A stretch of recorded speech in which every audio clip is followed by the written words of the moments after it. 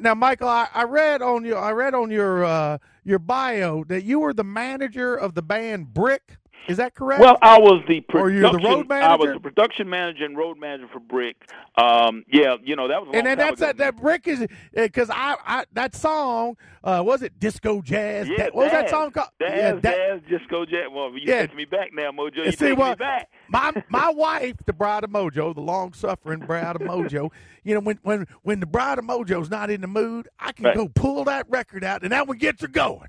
That's one of my. It's like I got Al Green records, I got Otis Redding records, but I pull that one out, and gets old bride of Mojo going. I just want to let you know that. Well, then you know what? After all these years, that album's still working. Well, you know what? That's amazing, and yeah, that was kind of my kickoff as far as professionally being on the side of the music business. I went from being a roadie and a truck driver to being their stage manager, production manager, and that's kind of launched me. And I just stayed that course and went on. And you took all the way up to being the head of Columbia Records. Head of Columbia Records, man. In 1995, I was blessed with that. I was president of Columbia Records, the whole urban music scene, senior vice president of the Columbia Record Group, which, we got Bruce Springsteen, a little bit of everybody, and it gave me a full, in-depth look at what the entertainment music business was, even though I'd been doing it already for 20 years prior to that.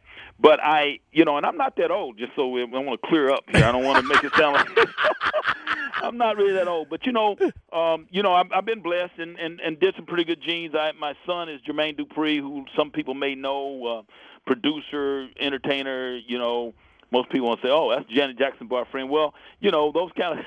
What was that last thing you said? Janet Jackson's boyfriend. Well, that's what a lot of people that don't know him for what he's done with his accolades is they've seen him as being, for the past 8 years or so, being Janet's other person. Wait, you got Janet Jackson coming over to Thanksgiving dinner at your house? Well, no. They.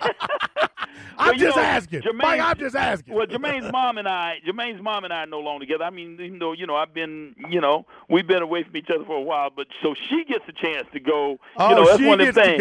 She gets to go. Dad, you know how dads are. But me and Jermaine, we cool, and we hang out sometimes with all of us and kind of kick it and talk about it. And the motorsports thing, I'm trying to get Jermaine and Janet and everybody really excited about what that is. Now, let me ask you, I don't know if you saw the race Saturday night. I don't know if you saw the whole Carl Edwards-Brad Keselowski thing. But, what's your opinion about that, Michael? Well, listen, I just want to say this. I heard you yesterday afternoon. Just want to let you know. I do listen.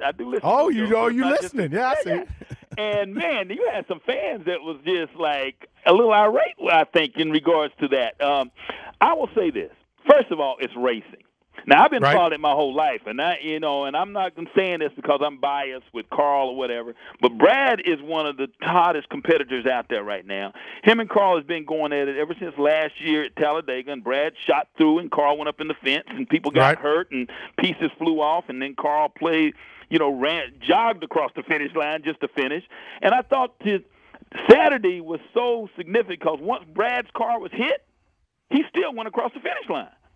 So I thought that was pretty significant in the way that the Talladega race went. But to be honest with you, I felt it was just tough racing. I think that at the end of the day, Carl, neither one of them wanted to give to lose. Carl was actually leading as you look coming as they went through the third and fourth turn.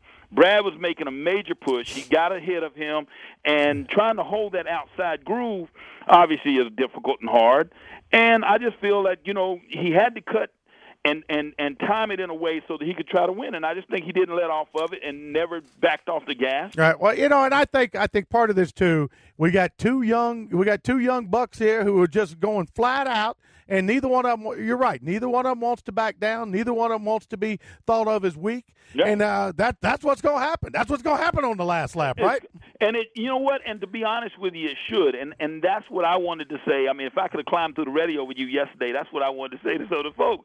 I mean, that's what it's all about. If you really look back over the era of time, some of the best races in the world, whether it was Fred Lorenzen and Richard Petty, or whether it was Junior Johnson, whatever, some of the best races in the world has been in those last 3, 4, 5 laps. That's what we all live for and breathe for as it relates to motorsports. And I just think that Carl and Brad, they know how to put on a show. Now, I thought it was interesting that Brad's dad said, kind of threatened everybody, say he's going to put on his uniform and get back out on the track. And if I was Carl, I was telling him he should, invite him out there. Or come on down to Atlanta or one of the other cities we be in next year and get on the FastLife track. We can just drag race for an eighth of a mile, a quarter of a mile. Just to get a little bit of the roughness off. Michael Mauldin, thanks a lot for being our guest. Everybody out there, check out FastLife. Let me get it right. FastLife Fridays. Yep. And Michael, thanks a lot for being our guest. Yeah, and and again, for people that want to know what it is, go to FastLife360.com. Again, that's FastLife360.com. And we're just, we're in association. We got a little organization called the Urban Speed Association, and we're just trying to broaden the horizon, man, and hopefully do something over the next 3 or 4 or 5 years where the youth will really embrace this sport and motorsports in a big way. That's what we want. Michael, thanks for being our guest. Talk to you again real soon. Okay, Mojo. Thanks a lot, man. Friends, we got to take a quick break. Guess what? When we come back, we're going to talk about Brad and Carl. I'm Mojo Nixon. This is. Hey, there's that song right there. This is Manifold Destiny.